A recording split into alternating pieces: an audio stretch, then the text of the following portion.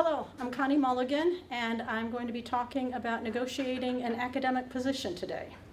I've been a professor in the Department of Anthropology at the University of Florida for 17 years now, and I'm the current president of the American Association of Anthropological Genetics.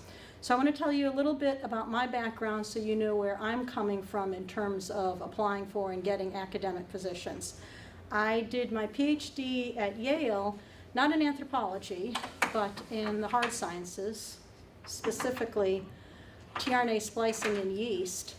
When I started grad school back in 1983, there were no molecular genetics programs in anthropology, so that simply wasn't an option. After grad school, I did about 10 years of postdocing at the Smithsonian, both in Panama and up in DC, and then at NIH for a while, which is where I started my research in human genetics that I continue today, and that informs how I think about getting academic positions. So this is actually the first webinar our department has had, and also that AAAG has hosted. We have solicited questions online prior to the webinar, so I've worked in answers to all of those questions in what I'm going to be presenting now. And then afterwards, we're going to get questions from our in-person audience here at UF, and then anybody who's participating online. So basically, I'm going to talk, and then we'll have time for questions afterwards.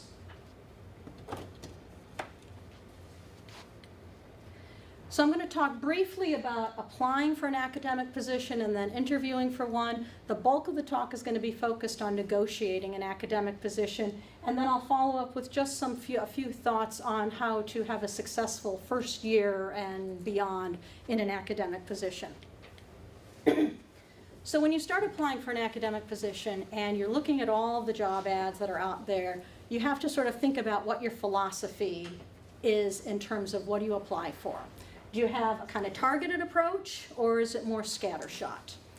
My recommendation would be to make it targeted, because getting an academic position is all about fit. The fit of what you have done and can do with what the department is looking for. So departments will often agonize over the exact wording of a job ad, the criteria of the person they're looking for, the exact wording of the position announcement. So once the ad and the hiring priorities are agreed on, it makes it very difficult, very unlikely that someone who doesn't fit those priorities will be hired, even if you're amazing, even if you have all the grants and all the science and nature papers in the world. So what you want to do when you're applying for a position and when you're writing your cover letter and making all your application materials is read the ad really carefully, and you want to copy specific language from that ad that illustrates the fit between what you've done and what the department wants you to do or wants someone to do. So for instance here, medical anthropology. Obviously, they're looking for a medical anthropologist. It's even mentioned twice here. You also want to be able to say that your research integrates multiple perspectives on health and illness, that you have an empirical field research component to your research program. If you're not doing field work, it's unlikely you're going to be a good fit for this position. Also, say something about how you can participate in the global health initiatives across campus, and that would also imply that you would have researched what those global health initiatives across campus are, so that after using this exact wording, you could then list some of these initiatives you might be involved in. It says a focus on Africa is preferred. That means they're pretty much only going to hire someone who works in Africa, because again, lots of discussions have taken place to decide and agree and vote on wanting to hire an Africanist. So in this case of writing a cover letter, it's actually a good idea to actually lift language from the job ad. And sometimes job ads will have maybe a half dozen different areas that, they're hoping someone can, participate in those research areas. And then I might even suggest specifically saying, my research covers 4 out of 6 of the priorities that the department is looking for, and then maybe list them again, to illustrate the fit you have with the department. The materials requested, it's generally always the same, but just a few quick thoughts on putting those materials together. So most everyone is, you're going to write a cover letter. They might ask for separate research and teaching statements, or say it can be included in the cover letter. I would say it's almost better to have separate statements, because then you can more specifically say what you're going to do. In terms of teaching, make specific reference to faculty and courses that are taught in the department, and say, you know, I would also be able to cover teaching these courses in addition to developing additional courses that, you know, integrate well with the department's focus on Latin America, methods, you know, whatever it is. If you've never taught a course, it's really difficult to write a teaching statement. Most likely you will write a teaching statement that screams, I've never taught a course. So what I would suggest in that case is take a weekend or take a couple days and actually design a course from start to finish. Pick a textbook, title your course, write a whole syllabus where you fill out every day of a semester, so that then the department can look at it and say, oh, this course sounds pretty cool. It'd be nice to hire someone who could teach this course. Then you're going to include a CV and look for ways to, you know, add extra information, particularly like in your list of publications. Maybe if this is true, add like a little sub-bullet under the publication that lists the number of downloads or cites of your article, or the impact factor of the journal, or if you've been interviewed for that paper. And, you know, maybe as a, you know, fresh out of grad school student, you don't have any of this, but keep it in mind for the future. Even if it's just, you know, a CV that you post on a departmental website once you're faculty there. Then finally, you're going to give names and addresses to people who will be contacted only if the department hiring asks for letters. But you just want to make sure that your letter writers are all prepared. So you're going to send them links to all of the jobs you've applied to. You're going to send them at least some of your application material so that they have plenty of material to include in their letter. So one of the questions that came in beforehand was asking what the process is, the procedure for looking through applications. So I thought I'd go through that briefly. After the application deadline has passed, the search committee will read through all of the applications, and they'll then identify candidates to request letters of recommendation from. After the letters are in, the committee will then read all of the letters and identify a short list of candidates to present to the department to vote on, to invite to the campus for an interview.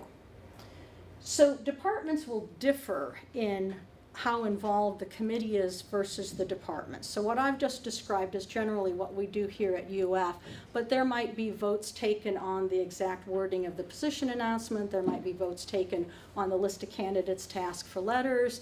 Everyone in the department might read all the applications, or they might just rely on the search committee to do that. So it really kind of varies by department. It also varies by faculty members. Some are much more involved than others. But this is generally the process up till this point. So after a list of candidates to be interviewed is agreed upon, then the office staff generally sets up the logistics of it. And then it will be a combination of the office staff and the search committee that will then set up interviews of people for you to meet. And you can always request people you'd like to meet. Shows initiative, shows that you've researched the department. Then after the interviews, the department will meet again and discuss all the candidates and their interviews, and then vote on who to hire. And they'll come up with a list, a ranked list, you know, number one on down through the candidates. And once negotiations start, generally the department's going to stick with that number one candidate until it becomes clear that no agreement can be made, you know, on the startup package. All right, so interviews. It can be scary. You know, you're going to have to give a seminar. Maybe you have to teach a class. You're going to be meeting with faculty from the department, maybe somebody from the dean's office. And what you want to do is you want to do your homework. You want to be really prepared for this interview. So you want to research everybody you're going to be meeting with. And to do that, you then need to ask for a copy of your schedule. Try a week ahead of time. They might say, oh, we don't have your schedule yet. You know, say, okay, well, can you send it to me when you do have it? Even if they only send you a partial schedule, that still gives you an idea of at least some of the people you're going to be meeting with so that you can research them. So when I've gone on interviews, I just print out a page on everybody and put it in the order of my interview so that I can just cycle through those sheets and, maybe scribble something, question I want to ask. Because when you're in the interview, you're going to be too nervous to think well on your feet. So all this stuff needs to be done ahead of time. You also want to practice your seminar multiple times. Do not ever say you're going to wing it. That is a recipe for disaster. And if you go over it and there are a couple of really tough spots, be honest with yourself, those are the ones you really have to go back and practice. Practice to your lab, to some department student organization, to friends, whatever. Maybe even write a script. I know when I applied for my job here, I had an absolute script. Word for word, I even had, advanced slide, because that's the type of person I am. I didn't want to leave anything to chance.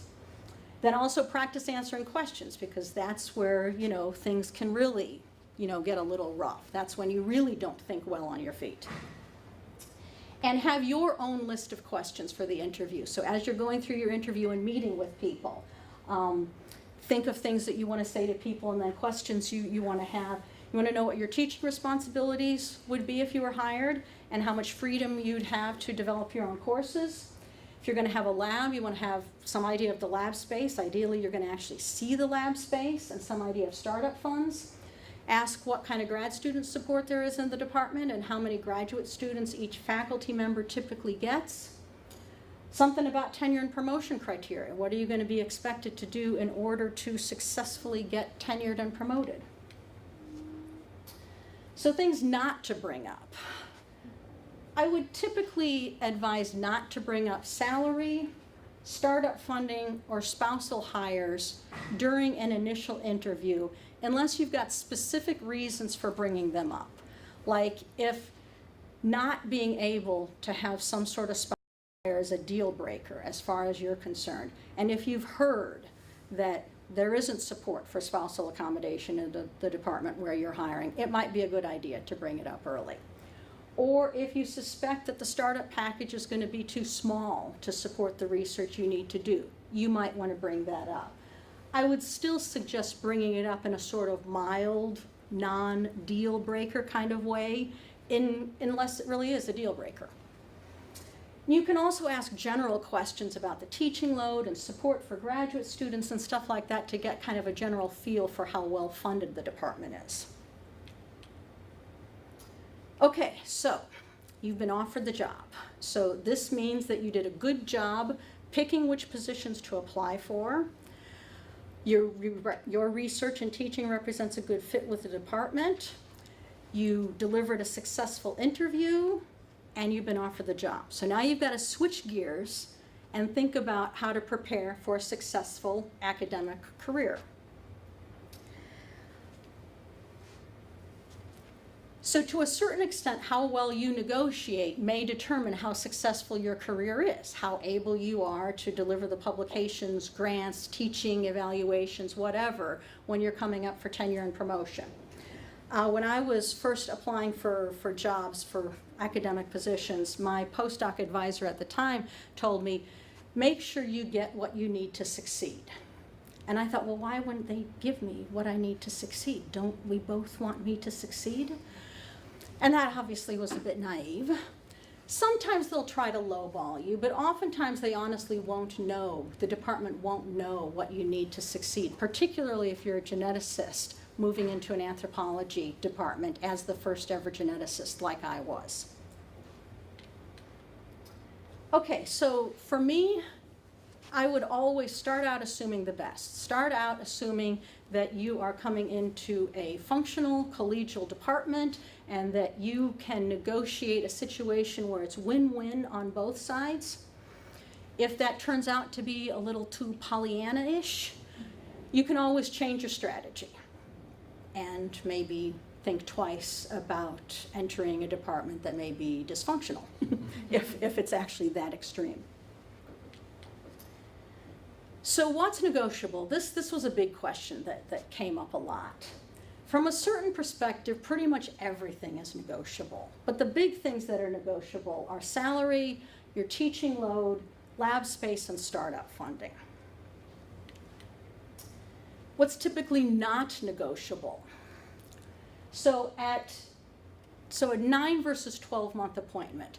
At state universities, virtually all liberal arts and sciences faculty are on 9-month appointments, unless we have some sort of service appointment, like you're directing a service lab or something like that. Then that might be a 12-month appointment.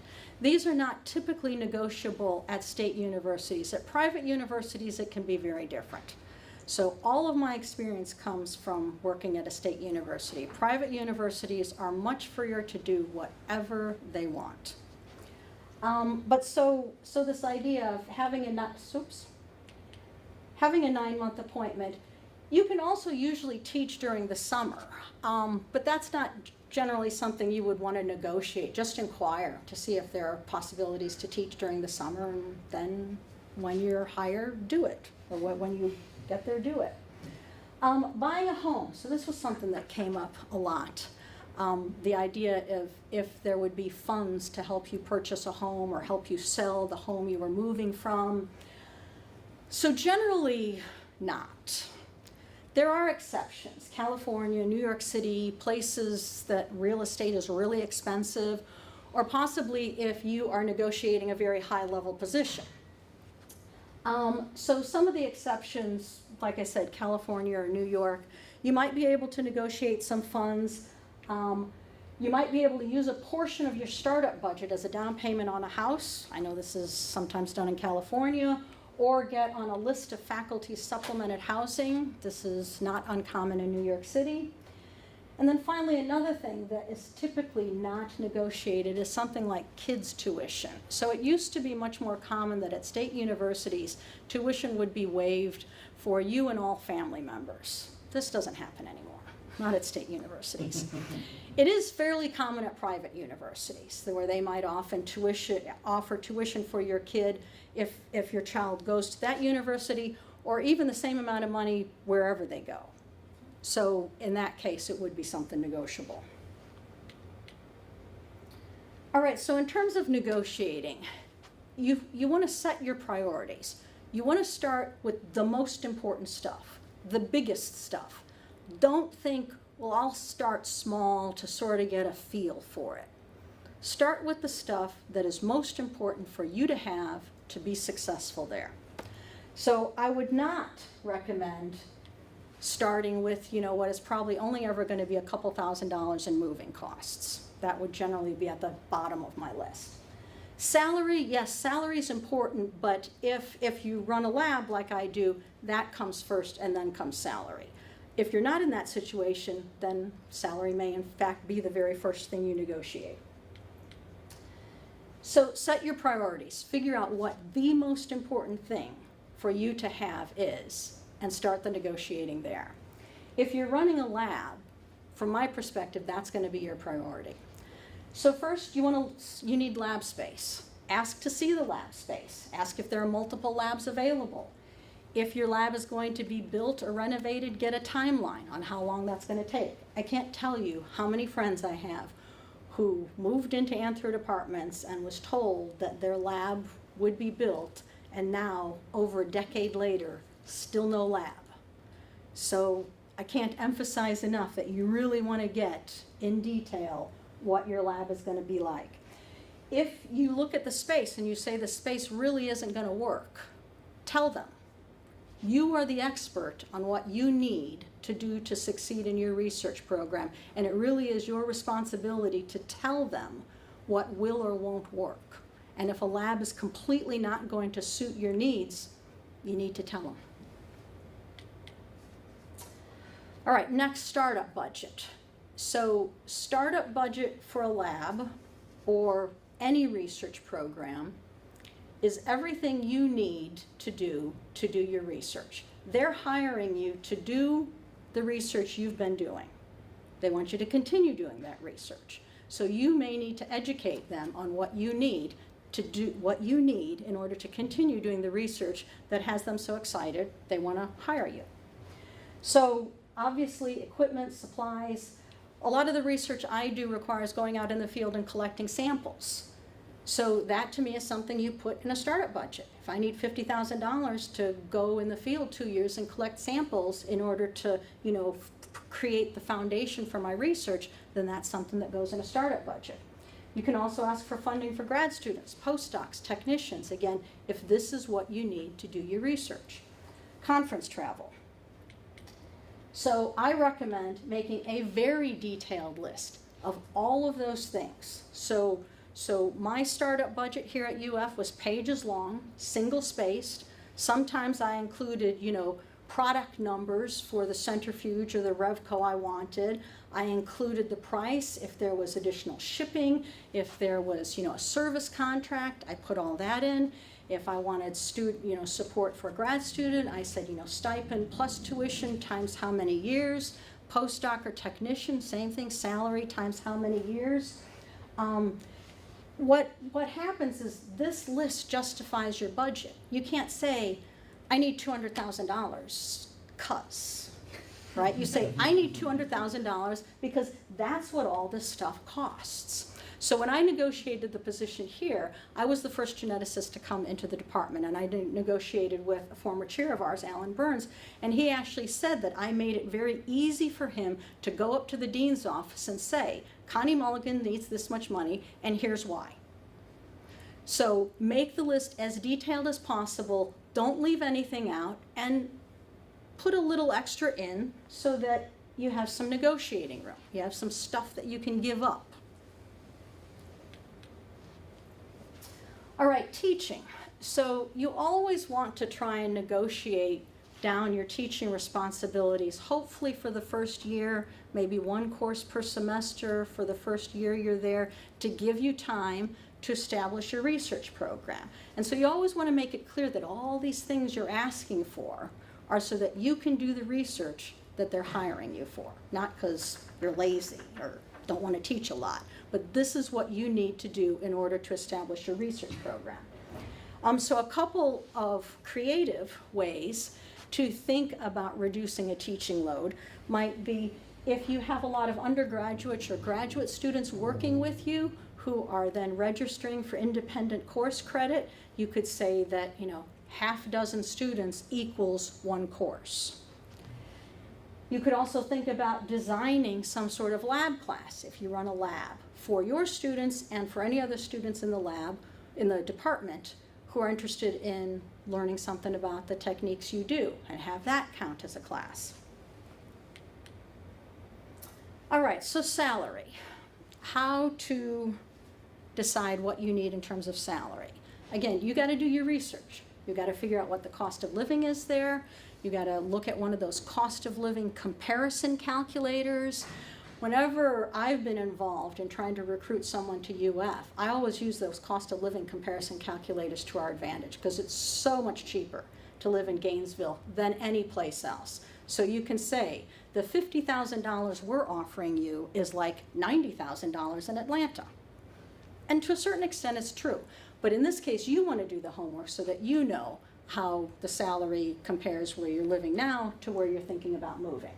Look at state income tax. We don't have any in Florida. It's a nice perk. So you need to research everything you need to know in order to figure out how much money you think you need to live. All future raises will be based on your starting salary. So T&P bumps, merit raises, everything is a proportion of your current salary. If you go someplace else, it's probably going to be based on what you're currently making. So it's important to get that first number good. All right, so when you get really into the negotiating, it is not they make an offer and you say, I'd like this, and then it's over. There's lots of back and forth, so be ready for it. Give and take, give up something, ask for something else, be clear about exactly what you want. Be ready for this back and forth, and it could go on for a while. My negotiations at Florida went on for over a month, really. So be ready to give something up, like conference travel or moving expenses if you get, more salary or more in your startup budget. And you also have to know what you want and say it. You can't say, that's not enough. You want to say, oh, I also need money for a postdoc for 2 years, or I also need money for 2 years in the field, and here's an itemized budget of what it's going to cost. So be very proactive in saying what you need and why, so that you can say, yes, I want to come to work in your department. You can even ask for a second visit. You know, if it feels like negotiations are progressing, that things are going well, but you know, you're really wondering, do I need this? Do I need that? Do I remember what the lab looked like? Ask for a second visit. Maybe you want to bring your significant other so that you can both see what it'd be like to live there, have another look at the facilities, have a look at the lab. It's a chance to get creative and buy yourself some time. Like if the lab space isn't right, say, I noticed a little unoccupied space around the corner there. Does that happen to be anthro space? Mm-hmm. You know, lots of things can happen just because you come back for a second visit, because that first visit was very different, right? You hadn't been offered a job, you were interviewing, you were very nervous, your head was in a very different space. So a second visit can really be a good idea. All right, so bottom line, don't be unreasonable, but don't be afraid to negotiate firmly. Ask for what you want. A department committee has met and voted to offer you the job. It is highly unlikely that they will move to the next candidate unless negotiations really fall apart horribly. As long as you're respectful, professional, collegial, things can keep moving on for quite a while, longer than you might think. But recognize when the department has offered you as much as they can. You know, so talk to other people in the department, just talk to other people, mentors, you know, to get kind of a reality check if when they say this is all we can offer you, if it's really true or not. So I got this question a couple times. What's a reasonable offer for salary and startup? And there's no single answer. For salary, it really depends on where you're going to be living. Yeah, high, low cost of living. I mean, you need to figure that out. In terms of the startup budget, it might depend on if there's other equipment that can be shared. And shared equipment is fine so long as you can talk to the people that you're going to be sharing equipment with to make sure they realize they're going to be sharing equipment with you. Again, a little reality check. You know, and startup obviously depends on the kind of research you do. So with genetics research, if you're someone who is all computationally based and you're not going to have a wet lab, you're not actually generating data, you just need a computer lab, your startup budget might be in the range of $50,000. If instead, like me, you have a wet lab and you're generating data, we're talking at least hundreds of thousands of dollars, low hundreds of thousands of dollars, just to give you kind of a ballpark. Some departments won't know that. They literally might advertise for someone that they don't know how expensive it is to get them. And then, there might be a little process of educating them, and whether or not it works really is going to depend on how much money the college office has authorized for a startup budget, most likely. In terms of salaries, check out salaries of other faculty in the department. Salaries in some states like Florida are a matter of public record. You can see what everybody in the department makes. And again, use your startup list to tell you what's reasonable. Ask colleagues or mentors for startup lists that they use to negotiate a package when they were hired. So what if the final offer is ultimately too low? So you're the only one who can decide that. So you have to ask yourself if you can do the research you want and are presumably being hired to do with the lab and startup funds that they're offering, and can you live the life you want or would like to live with the salary they're offering? And if the answer is no, and if you're sure you're not being unreasonable, then you walk away. So two of my grad students walked away from offers, in both cases because they thought that the startup package was really not even close to what they needed to do to set up the research program they were hired for. They both went on to get better jobs. One had to wait a year. but so don't be afraid to walk if you honestly think you can't be successful with what's being offered. So if you decide to walk away, you tell your main contact first, probably the departmental chair, as soon as possible, and tell that person first. And maybe even say, what's the protocol? Should I contact other people or will you? Email is fine. You can do this in an email. And it's even fine to say that the reason you're not coming is because the money just wasn't enough, if that's the real reason. But you also want to emphasize, that you're disappointed, we couldn't come to an agreement here. You want to email any other colleagues who were involved in the process, who are friends and, you want to tell personally. And again, be respectful and collegial because you want to stay friends with everybody. You may work with some of these people in the future. You may already be working with them. They may come back with another counteroffer, but don't count on it. If you make the decision to walk, you have to be ready to walk. All right, so here's a question that came in. When and how is it appropriate to bring up a spousal hire? So like I said before, the general advice is to wait until you've been offered the job and negotiate a spousal hire as part of your hiring package. The downside is that you've wasted a lot of time if there's no chance of a spousal accommodation. So maybe if you get a second interview or if you're feeling really good during the first interview, you could kind of ask if the university or the department or the college supports spousal hires, but say it's not a deal breaker, unless it is. I mean, if it's a deal breaker, then it might make sense to bring it up front. So these days a spousal hire is typically temporary, maybe like say 3 years, after which period the department or center or wherever your spouse is then gets to decide if they want to look into making an offer for a permanent tenure track type position.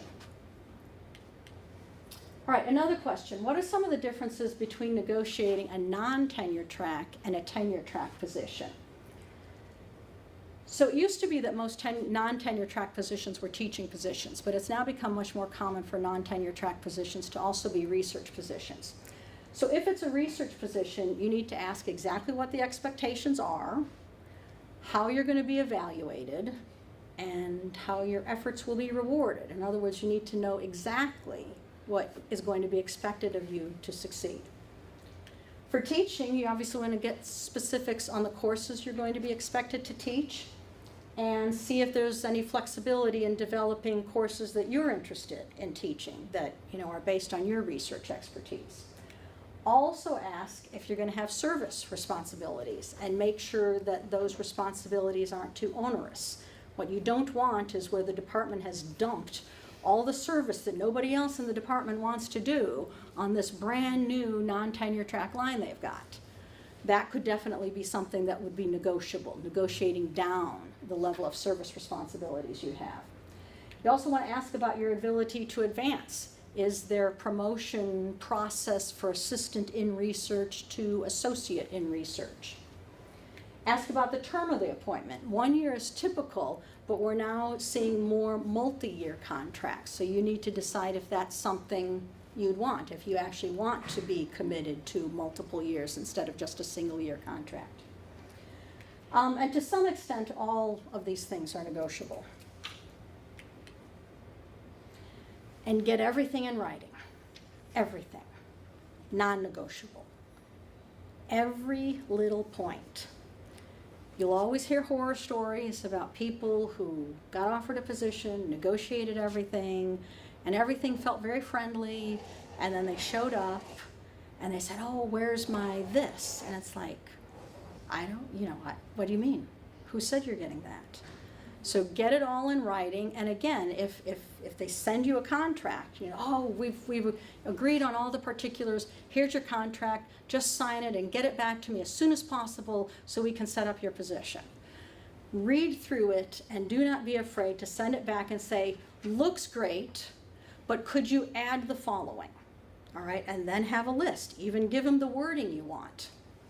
All right, again, if these things are done respectfully and friendly, it's not going to harm anything, and it's only going to help you to have it all in writing. And then they also know that, you kind of a force to be reckoned with there, right? Okay, so that's what I had to say about negotiating for a position. Now I just want to say a little bit about, your first year and beyond once you've got this position.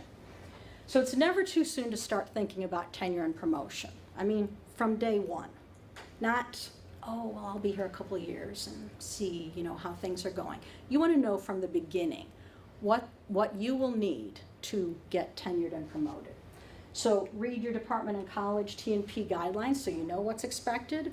Look over previous T&P packets from people in the department who were successful to see what counts.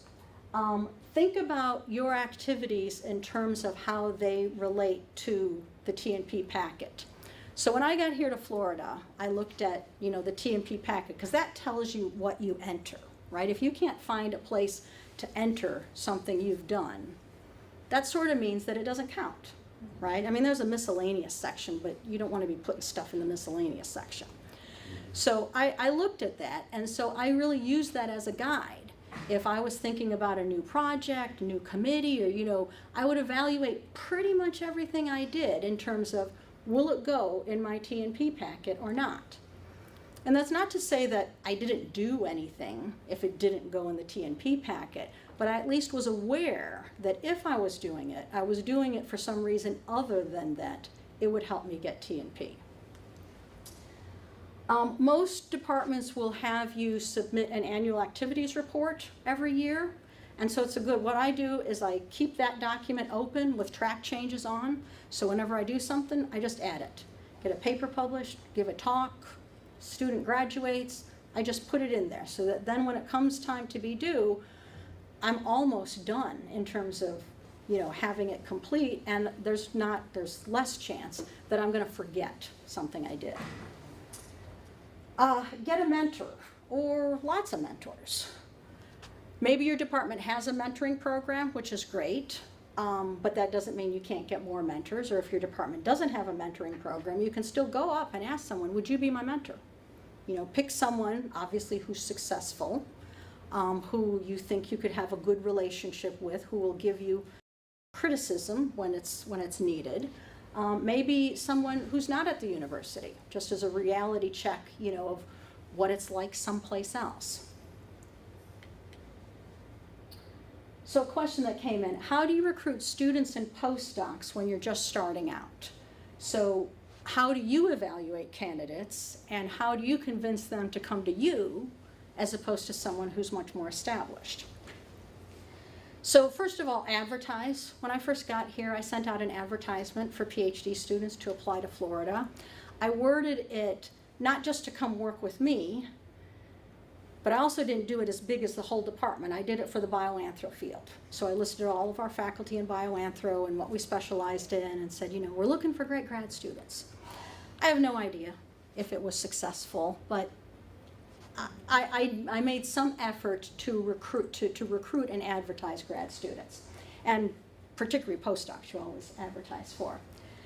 Then you want to interview them, at least by Skype or in person. If it's a grad student you really want or a postdoc, you can use your startup funds to use this. I think it'd be money well spent. I've never hired a postdoc that I haven't interviewed personally. It's usually like $200 or $300 plane ticket. I have them stay at my house, so it's relatively cheap. But for me, I need that in-person, meeting to make a decision about if I want to spend my money, because I'm pretty, frugal, pretty stingy. I want to make sure the money's well spent. So building a productive and harmonious lab is important. You want to think about how people get along. I've asked people to leave my lab because they were kind of disruptive. When I worked in the lab, I wanted to want to spend time there. And the only way that's going to happen is if it's a place you like being. Some other thoughts about your strengths relative to a more established lab. So you have more time to spend with your students. You have firsthand knowledge of the current job market. You've got startup funding. You might actually be in a better position in terms of funding than a more established researcher because you've got the startup funding. Your research is innovative and exciting, obviously, because it's what got you hired. And give students the freedom to develop their own projects. So these are some ways to, you know, get a student to come with you as opposed to somebody else. And I'll just have a few comments on work-life balance, because this is something that comes up a lot. So in my lab, I've got students both in our anthropology department and in our genetics and genomics program here at UF, and I was coordinator of that program for a while. And so everybody's always concerned about getting a good work-life balance. So important for me is knowing how my time is spent.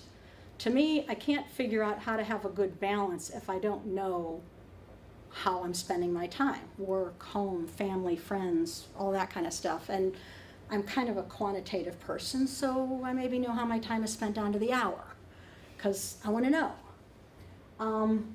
Make lists of goals, daily, weekly, semester, 5-year, whatever, and then evaluate how good you are at meeting those goals. If you aren't meeting the goals, figure out why you're not meeting the goals. Maybe your goals are unrealistic. Maybe you're not doing the things you need to do to meet the goals. But for me, you know, this goal setting and then evaluating is really critical to be successful. Maybe get together a group at your university of other anthro faculty or junior faculty, or maybe a mix of junior and senior faculty, or maybe all women, or maybe all men, or whatever, so that you meet regularly and just hash out things. You know, oh, I'm having a real problem with this grad student or this faculty member, and just have, you know, a bit of a sounding board. Find an activity that relaxes and rejuvenates you. To me, the rejuvenating part is more important than the relaxing.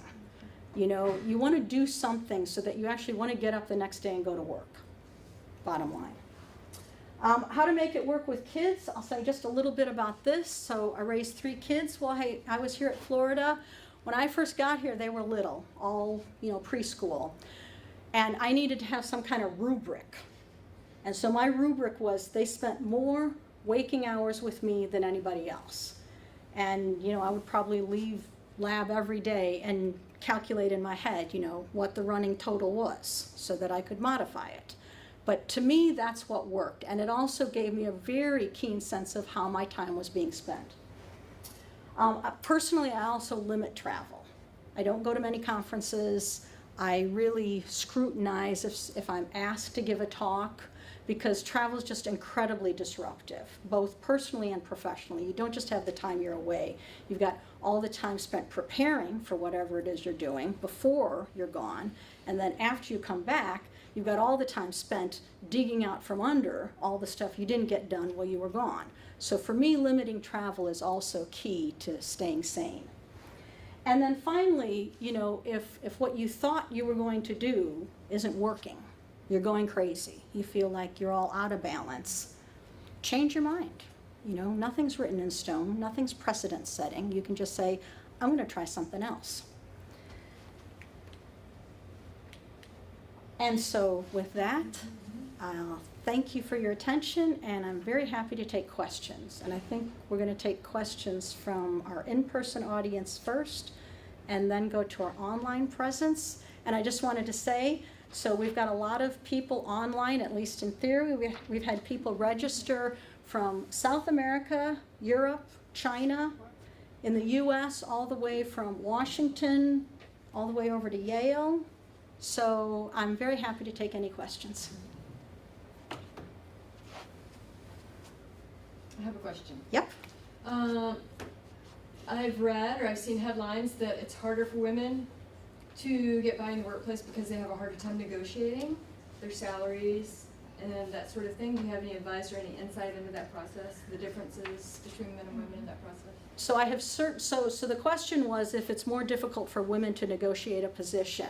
I have certainly heard that women are less likely to go out and get other job offers so that they can look for a counteroffer at their home institute, that women are less likely to ask for a little bit of extra money.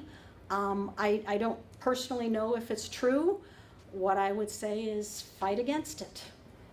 You know, say, how about another $5,000?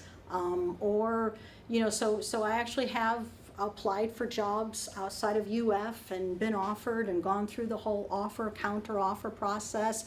It ended up being an incredibly positive experience for me.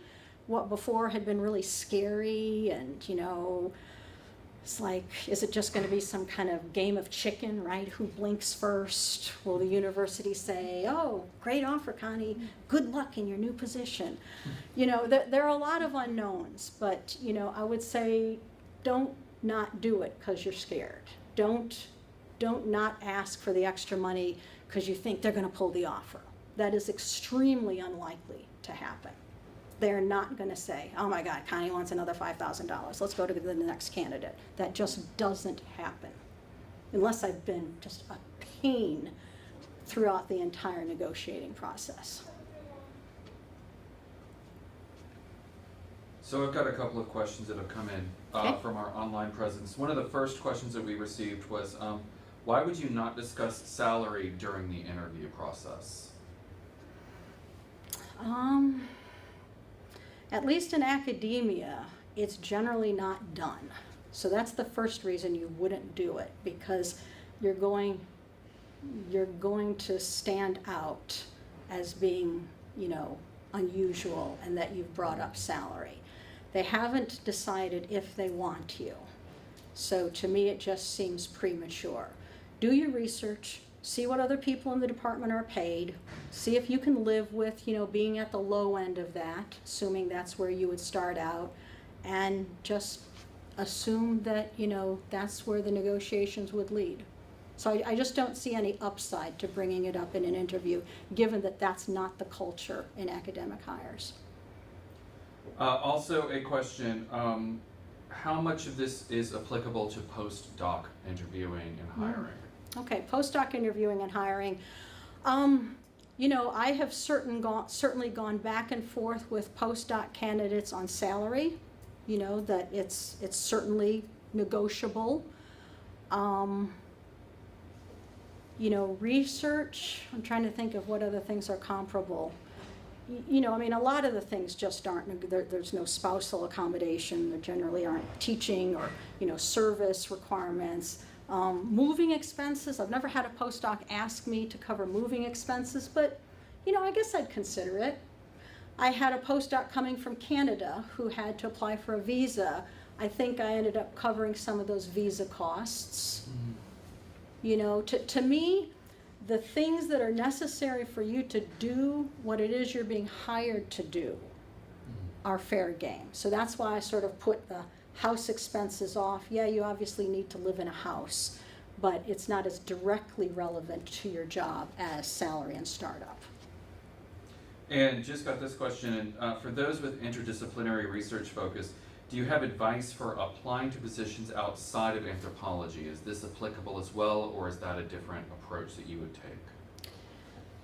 I would say you need to go back to this idea of fit. You need to look at the position announcement and see how well you fit. So a lot of my students have been very interdisciplinary. Genetics, anthropology, global health, public health, in a certain, from a certain perspective, all of those are fair game.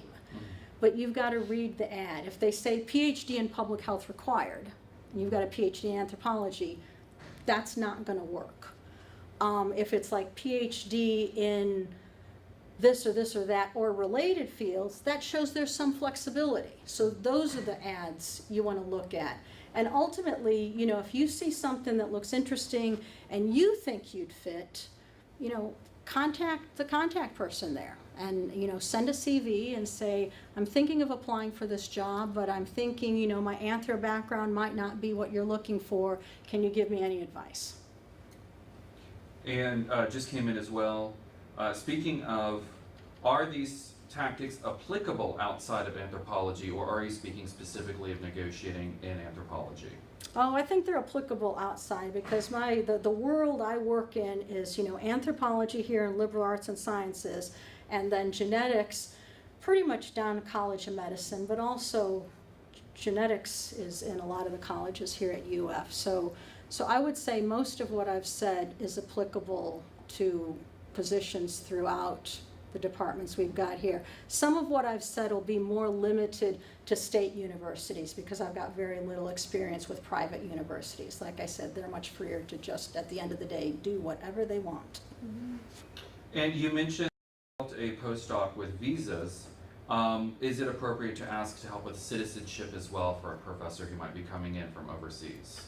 Yep, because you got to get here and be here. You know, it's something we consider when, you know, we're hiring, you know, what the visa issues are going to be with, you know, bringing somebody over. So I would say that's definitely something you want to bring up in the, you know, in the negotiating. I don't think I'd bring it up beforehand.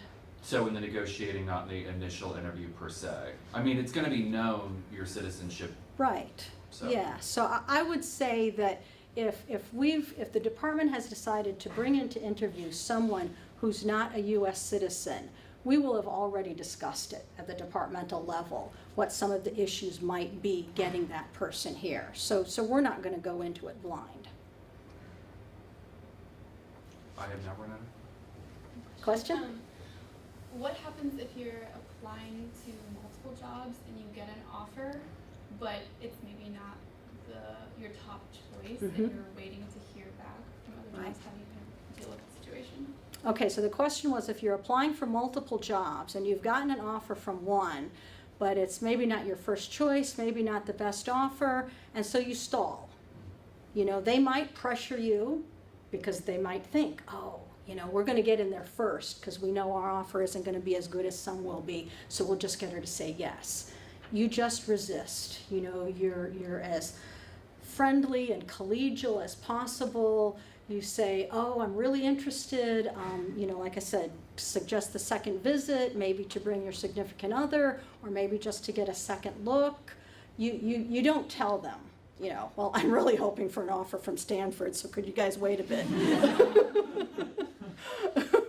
But you find creative ways to draw it out and to, as much as you can, sort of ignore that deadline they told you need to respond by. I just got another online question, and this is a couple-parter, so I'll throw it out there and let you decide how to work through it. Okay, so how many grad students should you reasonably take on in your first year? Should you only have one and then focus on postdocs or other kind of researchers as you settle in? Also, if you're running a lab, do you try to fill all of the positions right away to get it up and running full steam? Or is this something that you would slowly climb towards, hiring one or two positions, taking on?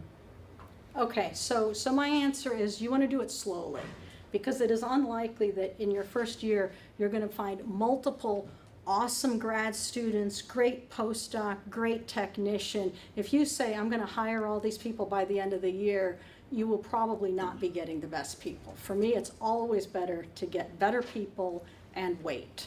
So I would say start with one grad student, you know, so you can spend time with that student, you know, and if you also want to hire a postdoc or a technician in that first year, you know, focus on getting good people. I have advertised for postdocs sometimes where at the end of the day, I thought I had no good applicants. And I'm like, okay, I'm not hiring anybody because I really didn't, I would much rather have nobody than somebody bad. So that's another thing that I forgot to mention.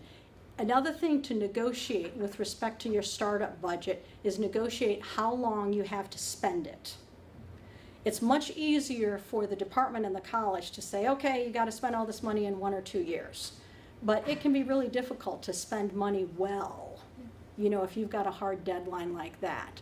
So I would always argue to negotiate, could I have another extra year, which is what I did here. And then sometimes, you know, creative ways can be found to, you know, spread that money out even longer than what you were originally promised. And just came in online. How much can or does religion play a role in hiring for a faith-based university? And how much can you negotiate if that isn't a fit for you? Wow, so the only place I have any knowledge of is Notre Dame. And I know that you don't have to be Catholic to be hired by Notre Dame. If you wanted to go out and speak very publicly about, you know, abortion rights for all, they probably wouldn't be very keen about that there. I don't know, you'd probably have to be much more circumspect in terms of what you talked about, you know, your personal and professional life. I don't know if that addresses the question at all. I don't know. I can speak from, It's all private university, so it comes down to they can do whatever they want. now I can speak from experience that it has been a deal breaker for me with Southern Baptist institutions and talking about evolution, where they forbid it in class, and I can't work with that. Yeah, yeah, you know, I mean, at the end of the day, it's their institute, they're paid, they're footing the bills, they get to make the rules. I Any more think that's all we questions? have, yeah. Okay, well, this is great. Thank you very much, and I hope it was useful.